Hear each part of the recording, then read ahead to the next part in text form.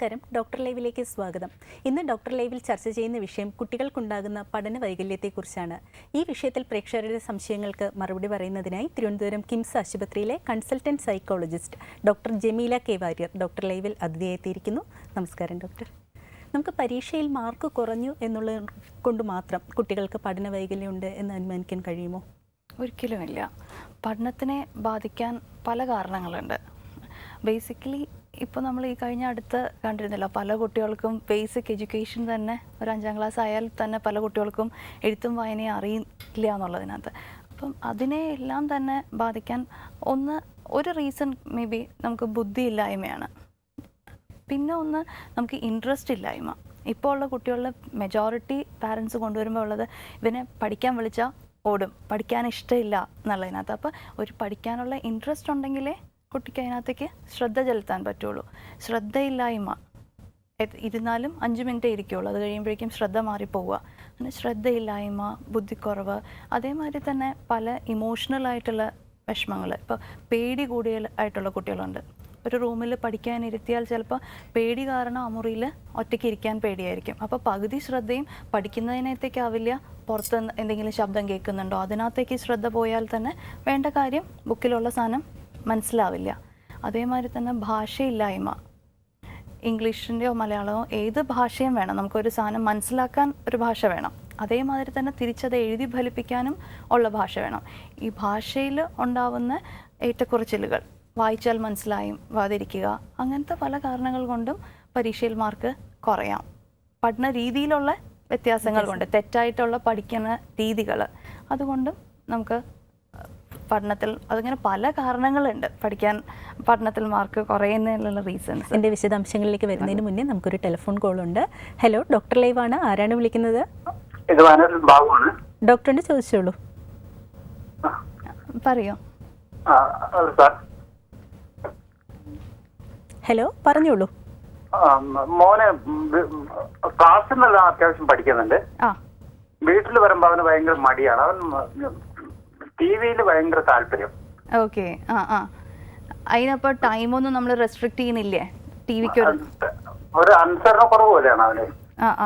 അല്ല, നമുക്ക് പഠിക്കണേക്കാട്ടിലും നമുക്കൊരു കുട്ടിയുടെ പ്രയോറിറ്റി നോക്കുമ്പോൾ ചിലപ്പോൾ അയാൾക്ക് കൂടുതൽ ഇൻട്രസ്റ്റ് ഇപ്പോൾ ടി വിയിലാവും. അപ്പോൾ എന്താണെങ്കിലും നമ്മുടെ ഇൻട്രസ്റ്റ് വെച്ചിട്ടല്ലേ നമ്മളൊരു കാര്യം ചെയ്യുള്ളൂ. അപ്പോൾ അതിലേക്ക് തന്നെ ആവാം കൂടുതൽ ശ്രദ്ധ കൊടുക്കുന്നത്. പക്ഷെ ആ ഒരു ഏജിൽ ചിലപ്പോൾ അയാൾക്ക് തന്നെ ഒരു പ്ലാനിങ്ങോ ഒന്നും ഉണ്ടാവില്ല. അപ്പോഴാണ് നമ്മൾ കുറച്ചും കൂടി അവിടെ അത് കിട്ടില്ല എന്നുള്ളപ്പോഴേ ബാക്കിയുള്ള കാര്യത്തിലേക്ക് ശ്രദ്ധിക്കുള്ളൂ. ചിലപ്പോൾ സ്കൂളിൽ നിന്നുള്ള അസൈൻമെന്റ്സ് വരെ മറന്നു പോകുന്നുണ്ടാവാം ഈ ഒരു ഇതിനകത്ത്. അപ്പോൾ ലാസ്റ്റ് മിനിറ്റ് ഇങ്ങനത്തെ ഡിസ്ട്രാക്ഷൻസ് ഒന്നും ഇല്ലാത്തപ്പോഴായിരിക്കാം ഓക്കെ ഇന്ന് തന്നെ എന്തൊക്കെയാണ് അടുത്ത ദിവസത്തേക്ക് ചെയ്യേണ്ടത് എന്നുള്ളതൊക്കെ ഓർക്കുന്നത് തന്നെ. അപ്പം അവിടെ ആദ്യം തന്നെ ഒരു സ്റ്റഡി ടൈം ഉണ്ടാക്കുക, ഒരു ഷെഡ്യൂൾ ഉണ്ടാവുക എന്നുള്ളത് ഏറ്റവും പ്രധാനമാണ്. ഡോക്ടർ ലൈവിലേക്ക് വിളിച്ചതിന് നന്ദി. ഡോക്ടർ, നമുക്ക് ഒരു കുട്ടിക്ക് പഠന വൈകല്യം ഉണ്ട് എന്ന് നമുക്ക് എങ്ങനെയാണ് തിരിച്ചറിയാൻ പറ്റുന്നത്? പഠന വൈകല്യം ശരിക്കും ഒരു ന്യൂറോളജിക്കൽ ഒരു അസുഖം തന്നെയാണ്. ശരിക്കും പഠിത്തത്തിൽ മാത്രം പിന്നോട്ട് നിൽക്കുക, ബാക്കി എല്ലാത്തിലും മിടുക്കനാണ്. അപ്പോൾ ബുദ്ധിപരമായിട്ടെല്ലാം ചെയ്യുന്നുണ്ട്, സോഷ്യലി വളരെ നന്നായിട്ടുണ്ട്. അപ്പോൾ പഠനം മാത്രമാണ്, എഴുതാനും വായിക്കാനും കണക്കിലും ഒക്കെ ഉള്ള മാത്രം, അതിൽ മാത്രം പുറകോട്ട് നിൽക്കുകയാണ്. ബാക്കി എല്ലാ കാര്യവും നന്നായിട്ട് ചെയ്യുന്നുണ്ടെങ്കിൽ അതൊരു പഠനവൈകല്യത്തിൻ്റെ ലക്ഷണമാണ്. അപ്പം സാമാന്യത്തിൽ അധികം ഒരു ആവറേജിനധികം ബുദ്ധി ഉണ്ടായിട്ട് പോലും പഠിക്കാൻ പറ്റായ്മയാണ് ലേണിംഗ് ഡിസബിലിറ്റി എന്ന് നമ്മൾ പറയുന്നത്. അത് ആദ്യമേ തന്നെ ഒരു ഡെവലപ്മെൻറ്റൽ ഡിസോർഡറാണ്. നമ്മളൊരു കുഞ്ഞ് ജനിക്കുമ്പോൾ തന്നെ ഉണ്ടാവുന്ന ഒരു പ്രശ്നമാണ്. പക്ഷെ വളരെ നേരത്തെ അറിയാൻ പറ്റുമോ? അത് അതിന് ചില ലക്ഷണങ്ങൾ നമുക്ക് അറിയാം. ചിലപ്പോൾ വർത്തമാനം പറയാൻ താമസിക്കുക, അങ്ങനത്തെ ചില ലക്ഷണങ്ങൾ നമുക്ക് കണ്ടുപിടിക്കാൻ പറ്റും. പക്ഷെ അല്ലാതെ തന്നെ ഒരു കുട്ടി ഒരു 3ാം ക്ലാസ് വരെ നമുക്കത് അധികം അറിയില്ല. കുറച്ചൊക്കെ അതുവരെയൊക്കെ തട്ടിമുട്ടി പോവും. ചിലപ്പോൾ ഒരു 3ാം ക്ലാസ് ആവും തുടങ്ങുമ്പോഴായിരിക്കും അത്രയ്ക്ക് വലിയൊരു മാർക്ക് കുറയല്ലോ അങ്ങനെയൊക്കെ കാണുന്നത്.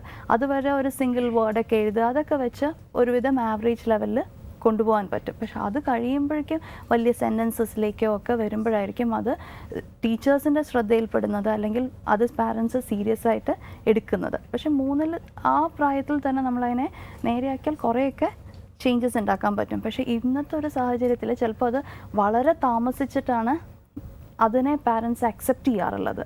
അതുവരെ ഇപ്പോൾ എന്തെങ്കിലും ഒരു പ്രോബ്ലം ഉണ്ടെന്ന് പറഞ്ഞാൽ ഇപ്പോൾ ഉള്ള ജനറലി ഉള്ളതാണ് സ്കൂൾ മാറ്റി വേറൊരു സ്കൂളിലേക്ക് മാറ്റി നോക്കുക, അല്ലെങ്കിൽ ട്യൂഷൻസ് കൂടുതലായിട്ട് കൊടുക്കുക, ഒന്ന് കഴിഞ്ഞാൽ പല രീതിയിലുള്ള അങ്ങനത്തെ കുറേ ഇൻ്റർവെൻഷൻസാണ് ചെയ്യാറുള്ളത്. പക്ഷേ ഒരു പഠന വൈകല്യം അങ്ങനത്തെ ഇത് കൊണ്ടൊന്നും മാറ്റാൻ പറ്റുന്നതല്ല. ഡോക്ടർ, നമുക്കൊരു കോളർ കൂടെ ഉണ്ട്. ഹലോ, ഡോക്ടർ ലൈവ് ആണ്. ആരാണ് വിളിക്കുന്നത്? അതെ, ശുഭയാണ്, ബാംഗ്ലൂരിൽ നിന്ന്. ഡോക്ടറിന് ചോദിച്ചോളൂ. Hello doctor. പറയോ. ഡോക്ടർ, മോനെ ഈ എഴുതുമ്പോ നമ്പേഴ്സ് ഒക്കെ എഴുതുമ്പോ എത്ര വയസ്സായി? മോന്റെ വയസ്സ് എത്രയായി? മോനിപ്പോ 4.5 വയസ്സായി. ഓക്കെ. നമ്പേഴ്സ് എഴുതുമ്പോ 7-1 എന്നുള്ളത് 170 എന്നുള്ളത് 7-1 എന്ന് എഴുതും. അതുപോലെ 71 എന്നുള്ളത് 1-7 എന്ന് തിരിച്ചെഴുതും. അതുപോലെ 30 ഒക്കെ 0-3 എന്നൊക്കെ എഴുതും. ഓക്കെ. അത് കണക്കിൽ മാത്രമാണോ അക്ഷരങ്ങളിലും എല്ലാം അങ്ങനെയുണ്ടോ? ഇല്ല ഇല്ല, മാത്സിൽ മാത്രമേ ഉള്ളൂ. അല്ല, അതിന് നമുക്ക് കുറച്ചും കൂടി, ഇപ്പൊ 4.5 വയസ്സല്ലേ ആയിട്ടുള്ളൂ അല്ലേ? അത് കുറച്ചും കൂടി ഒരു 7 വയസ്സ് വരെയൊക്കെ നമുക്ക് കുറച്ചും കൂടി ആ റിവേഴ്സൽസിനൊന്നും വലിയ പ്രോബ്ലം ഇല്ല. ഇപ്പൊ അതും കണക്കിൽ മാത്രമേ ഉള്ളൂ, ബാക്കിയുള്ള കാര്യങ്ങളിലൊന്നും അങ്ങനെ ബുദ്ധിമുട്ടില്ലെങ്കിൽ അത് വലിയ ഒരു സീരിയസ് ആയിട്ട് എടുക്കേണ്ടതല്ല. പിന്നെ ആ കോൺസെപ്റ്റ് എന്താന്ന് കുഞ്ഞിനെ ഒന്നും കൂടി മനസ്സിലാക്കിപ്പിക്കുകയായിരിക്കും അവിടെ വേണ്ടത്. എത്ര വലുത്, എന്താണ് 17 അല്ലെങ്കിൽ 17-1 എന്താന്നുള്ളത്, അങ്ങനത്തെ പറ്റിയിട്ട് കുറച്ചും കൂടി കോൺസെപ്റ്റ്സ് ഒന്നും കൂടി കറക്റ്റ് ചെയ്താൽ ആ ഒരു ചേഞ്ച് കുറച്ചും കൂടി എളുപ്പമായിരിക്കും. ഡോക്ടർ ലൈവിലേക്ക് വിളിച്ചതിന് നന്ദി. ഡോക്ടർ, ചില കുട്ടികൾക്ക് വളരെയധികം അവർ പഠിക്കുന്നുണ്ടാവും, പക്ഷെ പലപ്പോഴും അത് ഓർത്ത് പിന്നെ പറയുമ്പോഴേക്കും അവർ ആ ഒരു നിലവാരത്തിലേക്ക് പിന്നെ എത്തുന്നുണ്ടാവില്ല. ഇത് കുട്ടികളുടെ സാധാരണ കാണുന്ന പ്രശ്നമാണോ? അതായത് പഠന നിലവാരം ഈ പഠന വൈകല്യങ്ങളുമായിട്ട് അതിന് ബന്ധമുണ്ടോ? അത് വളരെ ഇതായിട്ടുള്ള മിക്കപ്പോഴും പാരൻസ് കൊണ്ടുവരുന്ന ഒരു കംപ്ലയിൻറ്റ്, എല്ലാം പഠിക്കുന്നുണ്ട്, വീട്ടിൽ ചോദിച്ചാൽ എല്ലാം പറയും, അടുത്ത ദിവസം പോയി അവിടെ പോയിരുന്നുമ്പോൾ എല്ലാം മറന്നു പോകുന്നു എന്ന്. മറവി എന്ന് പറഞ്ഞിട്ടാണ് പലപ്പോഴും കൊണ്ടുവരാറുള്ളത്. പക്ഷേ പലപ്പോഴും നോക്കുമ്പോൾ അതൊരു നമ്മുടെ മെമ്മറിയുടെയോ ഓർമ്മശക്തിയുടെ മാത്രം കുഴപ്പമല്ല. അത് അവിടെ എത്തിയാലേ, നമുക്കൊരു അലമാരി മാതിരിയാണ്, ഒരു സാധനം അവിടെ സൂക്ഷിച്ച് വെച്ചാലേ വേണ്ടപ്പോൾ അത് തിരിച്ചെടുക്കാൻ പറ്റുള്ളൂ. അതേമാതിരി നമുക്കൊരു സാധനം അവിടെ മെമ്മറിയിലേക്ക് എത്തുന്നില്ല. നമ്മൾ പലപ്പം പഠിക്കുമ്പോൾ കാണാതെ പഠിച്ച് ഒരു മീനിങ് ഫുള്ളി അടുക്കി ചിട്ടയോടെ വെച്ചാലേ നമുക്കത് വേണ്ടപ്പോൾ റിട്രീവ് ചെയ്തെടുക്കാൻ പറ്റുള്ളൂ. അപ്പം മറവി എന്നുള്ളത് നമ്മൾ വേണ്ട രീതിയിൽ മീനിങ് ഫുള്ളി ഒരു സാധനം ഇൻഫർമേഷൻ കറക്റ്റായിട്ട് സ്റ്റോർ ചെയ്യാൻ പറ്റാത്തപ്പോൾ പലപ്പോഴും ഇതേമാതിരി പഠിത്തത്തിൽ ഇങ്ങനെ ഉണ്ടാവാറുണ്ട്. ഒരു ക്വസ്റ്റ്യൻ ആൻസർ അതേമാതിരി കാണാതെ പഠിച്ചിട്ടുണ്ടാവും, 2 ദിവസം കഴിഞ്ഞാൽ ചോദിച്ചാൽ അത് ഓർമ്മ വരില്ല. പക്ഷെ അത് മനസ്സിലാക്കി പഠിച്ചിട്ടുണ്ടെങ്കിൽ ചിലപ്പോൾ എപ്പോഴാണെങ്കിലും അതിനകത്തുനിന്ന് ഒരു ഭാഷയും ഉണ്ടെങ്കിൽ അത് പറയാൻ പറ്റും എന്നുള്ളതുണ്ട്. അപ്പം മറവി ചിലപ്പോൾ പഠനവൈകല്യവുമായിട്ടും ബന്ധപ്പെട്ടിരിക്കുന്നുണ്ട്. പഠനവൈകല്യമുള്ള കുട്ടികൾക്ക് മറവി കുറച്ച് കൂടുതലാണ്, അവരുടെ മെമ്മറി ഏരിയ കുറച്ച് പതുക്കെയാണ് എന്നുള്ളതുണ്ട്, കുറച്ച് കുറവാണ് എന്നുള്ളതുണ്ട്. ഡോക്ടർ, നമുക്ക് ഒരു കോളർ കൂടെ ഉണ്ട്. ഹലോ, ഡോക്ടർ ലൈവാണ്. ആരാണ് വിളിക്കുന്നത്? ഹലോ, ഞാൻ സൗദി അറേബ്യയിൽ നിന്നാണ് വിളിക്കുന്നത്. ഡോക്ടറിന് ചോദിച്ചോളൂ. Doctor, good morning. സൗദി അറേബ്യയിൽ നിന്നാണ് വിളിക്കുന്നത്. എന്റെ മോൾ 7th പഠിക്കുന്നത്. അവള് എല്ലാത്തിലും ആക്റ്റീവ് ആണ്, പഠിക്കാതെ എല്ലാത്തിലും ഇരിക്കുകയാണ്. പക്ഷെ എക്സാം വരുമ്പോ മാത്രം മാത്സിന് മാർക്ക് കിട്ടുന്നില്ല. പക്ഷെ വീട്ടിൽ വെച്ചിട്ട് എല്ലാത്തിനും ക്ലാസ് ടെസ്റ്റിനും എല്ലാത്തിനും നല്ല മാർക്ക് വരുന്നുണ്ട്. മെയിൻ എക്സാം വരുമ്പോ അവൾക്ക് എന്താണെന്നറിയില്ല, ടെൻഷനാണോ എന്താണെന്ന് അറിയില്ല, മാർക്ക് കിട്ടുന്നില്ല. മാത്സിന് മാത്രം മാർക്ക് കുറയുന്നു? എല്ലാ സബ്ജക്ട്സിനും? ഇല്ല, എല്ലാ സബ്ജക്റ്റിനും ഇല്ല, മാത്സിന് മാത്രം. പക്ഷെ ടീച്ചർ പറയുന്ന ക്ലാസ്സിൽ നല്ല ആക്റ്റീവ് ആണ്, ടീച്ചർക്കും അവള് ഫുൾ മാർക്ക് കിട്ടുന്ന എക്സ്പെക്ട് ചെയ്യുന്നുണ്ട്. എല്ലാവർക്കും മാർക്ക് വരുമ്പോ എല്ലാവരും ഷോക്ക്ഡ് ആവണം. അതും കണക്കിന്റെ വിഷയം മാത്രമാണ് അങ്ങനെ ഒരു വലിയൊരു വ്യത്യാസം ഉണ്ടാവുന്നത് അല്ലേ? അതെ അതെ. പക്ഷെ ഞാൻ വീട്ടിലൊക്കെ ചെയ്യിപ്പിക്കുമ്പോ അവള് നല്ല പെർഫെക്റ്റ് ആയിട്ട് ചെയ്യുന്നുണ്ട്. അല്ല, അവിടെ ഒരു ആങ്സൈറ്റി ചിലപ്പോൾ ഒരു പാർട്ട് ആവാം. പരീക്ഷയുടെ മുമ്പ് യൂഷ്വലി കണക്ക് പരീക്ഷയുടെ മുമ്പ് കുറച്ച് ടെൻഷൻ ഉണ്ടോ?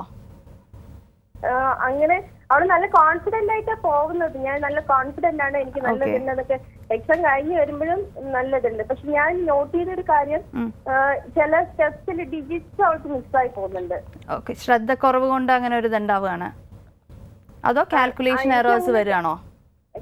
കാൽക്കുലേഷൻ എറേഴ്സും വരുന്നുണ്ട്, ഈ ഡിജിറ്റ്സ് മിസ്സായി പോകുന്നുണ്ട്. അപ്പൊ ഇനി ഞാൻ ഇവിടെ ഒരു കാണിനെ കൊണ്ട് കാണിച്ചപ്പം അവളുടെ തിങ്കിങ് കൂടുതലും കൈ മൂവ്മെന്റ് കുറവാണെന്നാ പറഞ്ഞത്.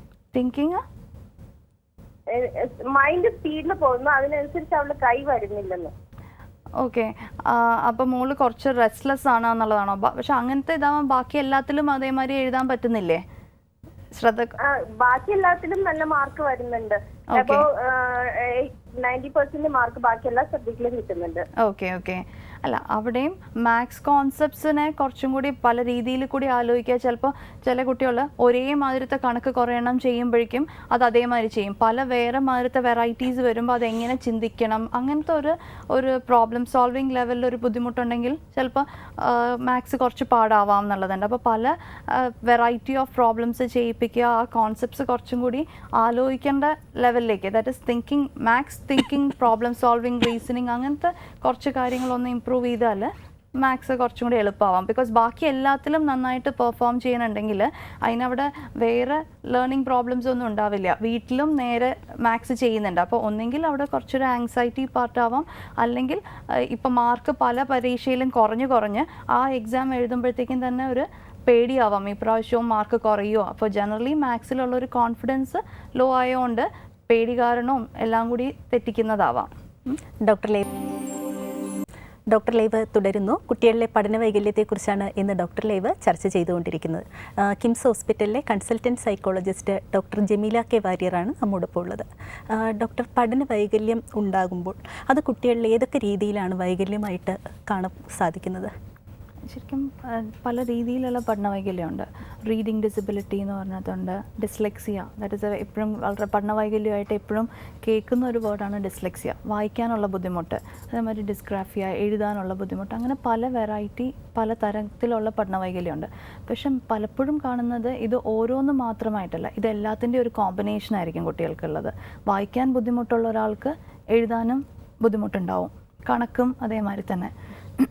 അപ്പം ഈ പഠന വൈകല്യത്തിൽ ശരിക്കും നമുക്ക് പഠിക്കാൻ വേണ്ടി ഉള്ള പ്രോസസ്സസ് ഉണ്ട്. ഒരു കാര്യം കണ്ടാൽ മനസ്സിലാക്കുക, ഒരു കാര്യം കണ്ട് ഗ്രഹിക്കാനുള്ള കപ്പാസിറ്റി, അവിടെയെല്ലാം തന്നെ ഒരു ബുദ്ധിമുട്ടാണ് ഉണ്ടാവുന്നത്. ഒരു ന്യൂറോളജിക്കലി ഒരു ബുദ്ധിമുട്ടുണ്ടാകുമ്പോൾ കണ്ട് മനസ്സിലാവുന്നത് ചിലപ്പോൾ നമ്മൾ കാണുന്ന മാതിരിയല്ല ആ കുട്ടികൾ കാണുന്നത്. അപ്പോൾ നമ്മുടെ ബ്രെയിൻ അതിനെ പ്രോസസ്സ് ചെയ്തെടുക്കുന്നതിനകത്ത് പല വ്യത്യാസങ്ങളും ഉണ്ടാകുന്നത്. അതുകൊണ്ടാണ് പലപ്പോഴും പഠന വൈകല്യത്തിൽ എപ്പോഴും കേൾക്കാറുള്ള ഇതാണ് ബിയും ഡിയും തിരിഞ്ഞു പോകുന്നു. അപ്പോൾ ഇത് എങ്ങോട്ട് തിരിഞ്ഞിരിക്കുന്നു അതിനെ പറ്റിയിട്ട് കണ്ടാൽ ചിലപ്പോൾ അവർക്ക് കൺഫ്യൂസ്ഡ് ആവും. വേറൊരു പഠന വൈകല്യം ഇല്ലാത്ത ഒരാൾക്കാണെങ്കിൽ അത് പെട്ടെന്ന് ഡിഫറൻഷ്യേറ്റ് ചെയ്യാൻ പറ്റും. കൊച്ചിപ്പോൾ വേണ്ട പടത്തിൽ കാണുന്ന വ്യത്യാസങ്ങൾ കണ്ടുപിടിക്കുക, ഒരേ സൗണ്ടുള്ള ലെറ്റേഴ്സ് തമ്മിലുള്ള കൺഫ്യൂഷൻസ്, കണ്ടാൽ ഒരേമാതിരിയുള്ള അക്ഷരങ്ങൾ ഇപ്പോൾ രായും യായും തമ്മിൽ തിരിഞ്ഞു പോകുന്നു. ബിക്കോസ് അവർക്ക് വിഷ്വലി അത് കണ്ട് ഡിഫറൻഷ്യേറ്റ് ചെയ്യാൻ ബുദ്ധിമുട്ട്. അതേമാതിരി തന്നെ അതിനെ ആലോചിച്ച് പ്രോസസ്സ് ചെയ്തെടുക്കാൻ ചിലപ്പോൾ വളരെയധികം സമയമെടുക്കും. പഠന വൈകല്യമുള്ള കുട്ടികൾക്ക് ഒരു ലെറ്റർ കണ്ടാൽ ചിലപ്പോൾ അത് ചെറിയ കുട്ടികളത് കണ്ട് മനസ്സിലാക്കി ആലോചിച്ചെടുക്കാൻ സാധാരണ ഒരു കുട്ടിയെക്കാട്ടിലും വളരെ അധികം സമയമെടുക്കാറുണ്ട്. അപ്പോൾ പഠന വൈകല്യം കൊണ്ട് പഠിക്കുന്ന പ്രോസസ്സ് തന്നെ വളരെ എഫേർട്ട്ഫുൾ ആൻഡ് വളരെ സ്ലോ ആവാറുണ്ട്. ഡോക്ടർ, എൻ്റെ വിശദാംശങ്ങളിലേക്ക് വരുന്നതിന് മുന്നേ നമുക്കൊരു ഫോൺ കോൾ ഉണ്ട്. ഹലോ, ഡോക്ടർ ലൈവാണ്. ആരാണ് വിളിക്കുന്നത്? ഹലോ, ഡോക്ടറിന്റെ ചോദിച്ചോളൂ. ഹലോ, എസ് പറയോ. ഹലോ, കേൾക്കാം. പിന്നെ ഡോക്ടർ, എന്റെ കൊച്ചിന് 4 വയസ്സ് കഴിഞ്ഞു. 4 വയസ്സ് കഴിഞ്ഞു. അന്നേരം അവന് ഇപ്പം എന്തും കേട്ട് പഠിക്കും, പക്ഷെ ഒരാളോട് ചോദിക്കുമ്പോ ഒന്നും പറയത്തില്ല. വേറെ ആരെങ്കിലും എന്തെങ്കിലും ചോദിച്ചാൽ പറയില്ല എന്നുള്ളത്? പറയത്തില്ല. വീട്ടിലെങ്ങനെയുണ്ട് എല്ലായിടത്തും? വീട്ടിലിപ്പൊ ഞങ്ങള് ക്രിസ്ത്യൻസ് ആണ്. അന്നേരം ഇവൻ ഞായറാഴ്ച മാത്രമാണ് പള്ളിയിൽ പോണത്. പക്ഷെ ആ കുർബാന എല്ലാം അതിന്റെ പാട്ടെല്ലാം ഇവൻ തന്നെ ഇരുന്നിട്ട് പാടും. പക്ഷെ നേരെ നമ്മള് വേറൊരാള് വന്നു കഴിഞ്ഞാൽ ഇവൻ പിന്നെ മിണ്ടത്തില്ല. വേറെ ആളല്ല, വീട്ടിലുള്ള ഇപ്പൊ അച്ഛനും അമ്മയടുത്തും എല്ലാവരുടെ അടുത്തും നിങ്ങളുടെ അടുത്ത് എങ്ങനെ എത്രത്തോളം വർത്താനം പറയും? ഞങ്ങളുടെ അടുത്ത് നല്ലോണം എല്ലാ കാര്യം ചെയ്യും. പക്ഷെ പുറത്ത് ഒരു പോകുമ്പോ ഒന്നും അവൻ മിണ്ടത്തില്ല. അപ്പം പുറത്തൊരാളെ കാണുമ്പോ കുറച്ചും കൂടി നാണിച്ച് മാറി നിൽക്കുകയാണ് ആണോ? ഹലോ, പുറത്തൊരാളെ കാണുമ്പോ കുട്ടിക്ക് ഒരു ചമ്മലും ഒരു നാണവും കൊണ്ട് ചോദിക്കുന്നതിന് പറയും. ഒരു മീറ്റിങ്ങിന് പോയാലോ കുടുംബ മീറ്റിങ്ങിന് പോയാലോ ഒന്നും പറയത്തില്ല. ബാക്കി വീട്ടിലിപ്പോൾ നേരെ കമ്മ്യൂണിക്കേറ്റ് ചെയ്യുന്നുണ്ട്. അപ്പോൾ അതൊരു സോഷ്യലി ഉള്ളൊരു ആങ്സൈറ്റി ആവാം അല്ലേ? എല്ലാവരും വീട്ടിലുള്ള എല്ലായിടത്തും വർത്തമാനം പറയുന്നുണ്ടെങ്കിൽ അതിനകത്ത് ലാംഗ്വേജ് ഏരിയയിൽ കുഴപ്പമില്ല. പക്ഷേ ഇപ്പം നേരത്തെ പറഞ്ഞ മാതിരി അധികം പുറത്തേക്ക് പോകാനുള്ള അവസരം ഇല്ല എന്ന് പറയുന്നുണ്ട്. ഞായറാഴ്ച മാത്രമേ പോകുന്നുള്ളൂ. അപ്പോൾ കുട്ടിക്ക് കുറച്ചും കൂടി കുട്ടികളുമായിട്ട് കളിക്കാനുള്ള അവസരം, ബാക്കിയുള്ളവരെ കാണാനുള്ള അവസരം, അങ്ങനത്തെ കുറച്ചും കൂടി ആൾക്കാരെ ഇടയ്ക്കിടയ്ക്ക് കാണാനുള്ള ഒരു അവസരം കൊടുത്താൽ അയാൾക്കത് കുറച്ചും കൂടി പെട്ടെന്ന് അഡ്ജസ്റ്റഡ് ആവാൻ പറ്റും. കുട്ടി ഇപ്പോൾ വല്ലപ്പോഴും അല്ലേ ആൾക്കാരെ കാണുന്നുള്ളൂ, അതും പെട്ടെന്നൊരു വലിയൊരു ഗ്രൂപ്പിനെ ആയിരിക്കും കാണുന്നത്. പള്ളിയിലൊക്കെ പോകുമ്പോൾ കുറേ അധികം ആൾക്കാരെ, അപ്പോൾ കുറച്ച് 1-2 ആൾക്കാരെ ആയിട്ട് കാണാനുള്ള അവസരം പതുക്കെ പതുക്കെ കൊടുക്കുക എന്നുള്ളത് വേണം. പിന്നെ ഒരിക്കലും അതിനകത്ത് അങ്ങനത്തെ ഒരു സിറ്റുവേഷനിൽ കുഞ്ഞ് മാറി നിൽക്കുന്ന ഇതിനകത്ത് ഫോഴ്സ് ചെയ്യാതിരിക്കുക എന്നുള്ളത് വേണം. ഫോഴ്സ് ചെയ്താൽ നമുക്ക് അയാൾക്ക് കൂടുതൽ കോൺഷ്യസ് ആവാൻ തോന്നും അതിനെ പറ്റിയിട്ട്. പിന്നെ അങ്ങനത്തെ സിറ്റുവേഷൻസ് അവോയ്ഡ് ചെയ്യാൻ തുടങ്ങും. അപ്പോൾ അതുകൊണ്ട് ഫോഴ്സ് ചെയ്യേണ്ട. ഒരു 4.5 വയസ്സല്ലേ ആയുള്ളൂ, പതുക്കെ പതുക്കെ സ്കൂളിലൊക്കെ പോകാൻ തുടങ്ങുമ്പോൾ പതുക്കെ ആ സ്കില്ലൊക്കെ ഡെവലപ്പ് ചെയ്തോളും. ഡോക്ടർ ലൈവിലേക്ക് വിളിച്ചതിന് നന്ദി. ഡോക്ടർ ഇപ്പോൾ പറയുണ്ടായി മസ്തിഷ്കത്തിൽ അതിൽ ന്യൂറോൺസിൻ്റെ ഡെവലപ്മെൻറ്റിനെ കുറിച്ചാണ്, അതാണ് ഈ പഠന വൈകല്യമായിട്ട് വളരെയധികം ബന്ധപ്പെട്ടിരിക്കുന്നത്. അത്തരമൊരു സിറ്റുവേഷൻ ഉണ്ടാകാനുള്ള കാരണങ്ങൾ എന്തൊക്കെയാണ്?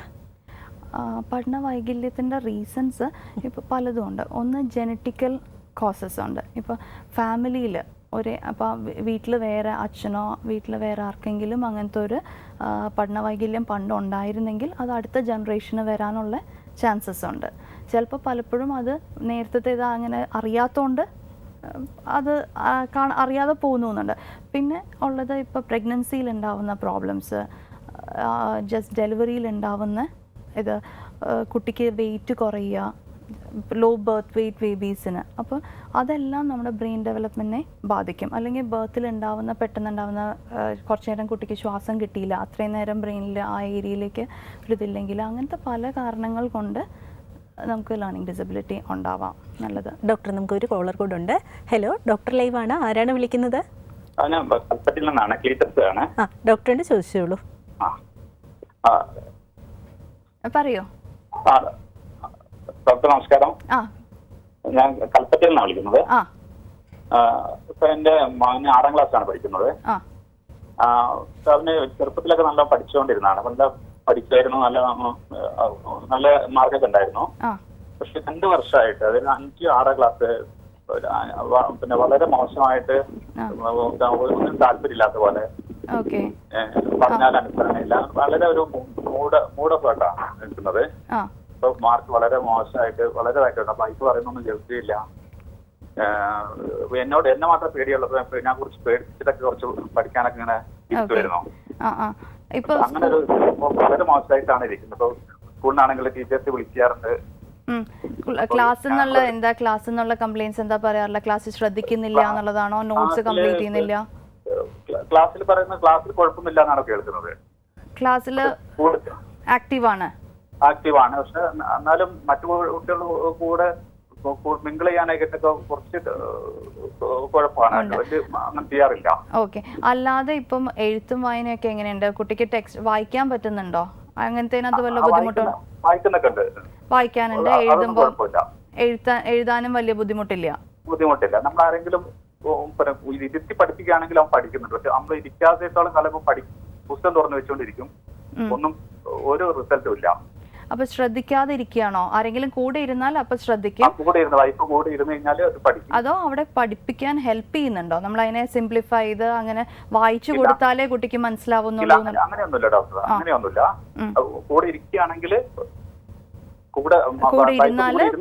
കൂടെ ഇരുന്നാൽ പഠിക്കാൻ പറ്റുന്നുണ്ട്. അപ്പൊ അവിടെ ഒരു ശ്രദ്ധക്കുറവാണോ ഒറ്റയ്ക്ക് ഇരുന്നാൽ, അതോ ഒരു ഇൻട്രസ്റ്റ് ഇല്ലായ്മയാണോ കാണിക്കാറുള്ളത്? അപ്പൊ ചിലപ്പോ പഠിപ്പിക്കുന്ന രീതിന്റെ ഒരു പ്രോബ്ലം ആണോ? നമുക്കത് കുറച്ചും കൂടി ഇൻട്രസ്റ്റിംഗ് ആക്കാൻ നോക്കാറുണ്ടോ? പഠിപ്പിക്കുന്ന രീതി കുറച്ചും കൂടി ഒന്ന് മാറ്റി അയാളെ കൊണ്ട് തന്നെ കുറച്ചും കൂടി ആക്റ്റീവ് ആയിട്ടുള്ള സ്റ്റഡി മെത്തേഡ്, ദാറ്റ് ഈസ് വായിച്ചിട്ട് അതിനകത്ത് എന്താണെന്നുള്ളത് കുട്ടിയെ കൊണ്ട് തന്നെ പറയിപ്പിക്കുക. അതിനെ പറ്റിയിട്ടുള്ള ഇപ്പോൾ നമുക്ക് സ്മാർട്ട് ക്ലാസ്സസ് മാതിരിയുള്ള അതിനെ വിഷ്വൽസ് കാണിച്ചു കൊടുക്കുക. അങ്ങനെ പഠിത്തത്തിൽ ഒരു ഇൻട്രസ്റ്റ് മാത്രം ക്രിയേറ്റ് ചെയ്യാണോ വേണ്ടത് എന്നുള്ളതാണ് തോന്നുന്നത് അവിടെ. അപ്പോൾ ചിലപ്പം അവിടെ ഇത്രയും നാളും 5ാം ക്ലാസ് വരെ എഴുതാനും വായിക്കാനും പറ്റുന്നുണ്ട്, കേട്ട് മനസ്സിലാക്കാൻ പറ്റുന്നുണ്ട്, ക്ലാസ്സിൽ ആക്റ്റീവാണ്, അങ്ങനത്തെയൊക്കെ ആണെങ്കിൽ ചിലപ്പോൾ ഇപ്പോൾ ഉള്ള പഠനം കുറച്ചധികം കൂടിയപ്പോൾ അതിനകത്തൊരു മുഷിവ് കാണിക്കുന്നതായിരിക്കും. അത്രയും നേരം മുഷിഞ്ഞിരുന്ന് പഠിക്കാനുള്ള മടിയായിരിക്കാം. അപ്പോൾ വേറെ ആരെങ്കിലും ഇരിക്കുമ്പോൾ ശ്രദ്ധിക്കാൻ പറ്റുന്നത്. അപ്പോൾ പഠിപ്പിക്കാൻ ഇരുത്തുന്ന സമയം കുറച്ച് കുറയ്ക്കുക. ചിലപ്പോൾ ഒരു 20 മിനിറ്റ് ഇരുത്തുക, പിന്നെ ഒന്ന് വിടുക, പിന്നെയും പിടിച്ചിരുത്തുക. അല്ലാതെ നമുക്കൊരു കുറേ അധികം നേരം ഇരിക്കുമ്പോഴേക്കും എന്താ പറ്റുക, അടുത്ത ദിവസം ഇരിക്കാനുള്ള ഒരു മടിയാവും. ഇത്രയും നേരം ഇരിക്കണമല്ലോ എന്നുള്ള ആലോചിക്കും. അപ്പോൾ കുറച്ചും കൂടി പഠിപ്പിക്കുന്ന നമ്മളുടെ രീതിയിലും കൂടി ഒരു മാറ്റം വരുത്തിയാൽ, നമ്മൾ ആസ് എ പാരൻറ്റ് നമ്മൾ ഇരുത്തുന്ന സമയം കുറച്ച് കുറയ്ക്കുക, പഠിപ്പിക്കുന്ന രീതി മാറ്റുക, അങ്ങനത്തത് കൊണ്ട് ചിലപ്പം കുറച്ചും കൂടി ഇൻട്രസ്റ്റ് ക്രിയേറ്റ് ചെയ്യാനും ശ്രദ്ധ നിലനിർത്താനും പറ്റുമായിരിക്കും. ഡോക്ടർ ലൈവ് തുടരുന്നു. കുട്ടികളിലെ പഠന വൈകല്യത്തെക്കുറിച്ചാണ് ഇന്ന് ഡോക്ടർ ലൈവിൽ ചർച്ച ചെയ്തുകൊണ്ടിരിക്കുന്നത്. ഡോക്ടർ, കുട്ടികൾക്ക് പഠന വൈകല്യം ഉണ്ടെന്ന് തിരിച്ചറിഞ്ഞു കഴിഞ്ഞാൽ ഏത് രീതിയിലുള്ള ചികിത്സയാണ് അവർക്ക് നൽകുന്നത്? പഠന വൈകല്യത്തിന് വളരെ സ്ട്രക്ചേർഡായിട്ട് education therapy, remedial education therapy എന്ന് പറഞ്ഞിട്ടൊരു രീതിയുണ്ട്. അല്ലാതെ ഇത് നമുക്ക് മരുന്നുകൊണ്ട് ക്യൂർ ചെയ്യാൻ പറ്റുന്ന ഒരു കാര്യമല്ല.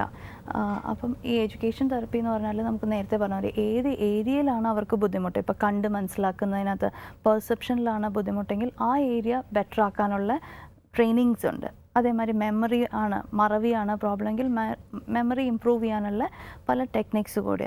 അതേമാതിരി സ്പെല്ലിംഗ്, റീഡിങ്, റൈറ്റിംഗ്, ഇതിനെല്ലാം തന്നെ നമ്മൾ ഫോണറ്റിക്സ് ബേസ്ഡ് ആയിട്ടുള്ളത് മൾട്ടി സെൻസറി ആയിട്ട് ഉള്ള ടെക്നിക്സ് വഴിയാണ് ഇത് ഇമ്പ്രൂവ് ചെയ്യാൻ പറ്റുന്നത്. പക്ഷേ ഇതെല്ലാം തന്നെ ഏറ്റവും ഏർലി കണ്ടുപിടിച്ച് നേരെയാക്കിയാൽ അത് കുറേ ലാഗ് ഇല്ലാതെ പോകാൻ വളരെ പറ്റും. ഒരു കിൻഡർ ഗാർഡൻ ലെവൽ അല്ലെങ്കിൽ 1ാം ക്ലാസ്സിൽ തന്നെ അങ്ങനത്തെ ബുദ്ധിമുട്ടുകൾ കണ്ടുപിടിച്ച് ഇതേമാതിരി റെമഡിയൽ എഡ്യൂക്കേഷൻ കൊടുത്താൽ അത് കുറേയും കൂടി ഇമ്പ്രൂവ്മെന്റിലേക്ക് സാധ്യതയുണ്ട്. കണ്ടുവരുന്നത് ഇത്തരം കുട്ടികൾ മണ്ടന്മാരെന്നൊക്കെ വിളിച്ചിട്ട് അവരെ ഒതുക്കി നിർത്തുന്ന അത് മാനസികമായിട്ട് കുട്ടികളുടെ ബുദ്ധിമുട്ടുകൾ വളരെയധികം. ഒരു 5ാം ക്ലാസ് ഒക്കെ ആകുമ്പോഴേക്കും കുട്ടികൾക്ക് പഠനത്തിനെക്കാട്ടിലും സോഷ്യൽ ഇഷ്യൂസ് ആണ്. ബാക്കിയുള്ളവരുടെ മുമ്പിൽ ആര് വീട്ടിൽ വന്നാലും ആദ്യം ചോദിക്കുന്നത് എങ്ങനെയുണ്ട് മാർക്ക്, എങ്ങനെയുണ്ട് പഠിത്തം എന്നുള്ളത്. അവിടെ ഓരോ പ്രാവശ്യവും തല കുനിയുമ്പോഴേക്കും അവരുടെ ഒരു സെൽഫ് എസ്റ്റീം താഴേക്ക് പോകുന്നു, ധൈര്യം താഴേക്ക് പോകുന്നു. കുറച്ച് കഴിയുമ്പോഴത്തേക്കും എന്താ പറ്റുക വെച്ചാൽ പഠനത്തിനെക്കാട്ടിലും അവർക്ക് സ്വഭാവത്തിലുണ്ടാവുന്ന വൈകല്യങ്ങളാണ്. എന്തും പറഞ്ഞാൽ കേൾക്കുന്നില്ല, ഇതൊക്കെ എന്തെങ്കിലും ആയിക്കോട്ടെ എന്നുള്ളൊരു ആറ്റിറ്റ്യൂഡ്, ഒന്നും പഠിക്കാതെ നടക്കുന്നത്. അപ്പം ആ ഒരു സിറ്റുവേഷനിലേക്ക് വരുന്നതിന് മുമ്പ് നമുക്ക് ഏറ്റവും ഏർലി കണ്ടുപിടിച്ച് അതിനെ മാറ്റിയാൽ കുറേ സ്വഭാവ വൈകല്യങ്ങളാണ് നമുക്ക് മാറ്റാൻ പറ്റുന്നത്. മാതാപിതാക്കളും കൂടെ ശ്രദ്ധിക്കേണ്ട കാര്യങ്ങളെ കുറിച്ചുകൂടെ ഒന്ന് പറയാമോ? മെയിൻലി വൈകല്യങ്ങളാണെങ്കിൽ, പഠന വൈകല്യം എന്നുള്ള ലെവലിലുണ്ടെങ്കിൽ കുട്ടിക്ക് ബാക്കി പല ഏരിയാസ് നന്നായിരിക്കും. ആ ഏരിയ ഇമ്പ്രൂവ് ചെയ്യാനുള്ളൊരു ചാൻസ് കൊടുക്കുക. ദാറ്റ് ഈസ് പഠിക്കാൻ മാത്രമായിരിക്കും ബുദ്ധിമുട്ട്. അപ്പോൾ പഠിക്കാത്തതുകൊണ്ട് നീ ഒന്നിനും പോകണ്ടെന്ന് പറഞ്ഞ് ഒന്നിനും വിടാതിരിക്കാതെ ബാക്കി അങ്ങനത്തെ കുട്ടികൾക്ക് ചിലപ്പോൾ പാട്ട്, ഡ്രോയിങ് ഒക്കെ വളരെ ടാലൻറ്റഡ് ആയിരിക്കും. അങ്ങനത്തെ ഏരിയാസിലേക്ക് അവർക്ക് ഒരു ഓപ്പണിംഗ് കൊടുക്കുക എന്നുള്ളത് വേണം. അല്ല ഇപ്പം വെറുതെ പഠിക്കാതെ നടക്കുകയാണ്, ഇപ്പോൾ പഠന വൈകല്യങ്ങളല്ല, ജസ്റ്റ് നമ്മൾ ഉഴപ്പുന്നവർക്കാണെങ്കിൽ വേറെ രീതിയിലാണ് നമുക്കുള്ള പാരൻസിന് ചെയ്യാൻ പറ്റുന്ന, അവർക്ക് കുറച്ചും കൂടി ഇൻട്രസ്റ്റ് ക്രിയേറ്റ് ചെയ്യുക, അങ്ങനത്തെ പല കാര്യങ്ങളും ചെയ്യാൻ പറ്റും. ഇന്നിപ്പോൾ ഡോക്ടർ ലൈവിൻ്റെ സമയം പൂർണ്ണമാവുകയാണ്. പഠന വൈകല്യത്തെക്കുറിച്ചാണ് ഇന്ന് ഡോക്ടർ ലൈവിൽ ചർച്ച ചെയ്തത്. തിരുവനന്തപുരം കിംസ് ആശുപത്രിയിലെ consultant psychologist doctor Jameela K വാര്യറാണ് നമ്മോടൊപ്പം ഉണ്ടായിരുന്നത്. നന്ദി, നമസ്കാരം.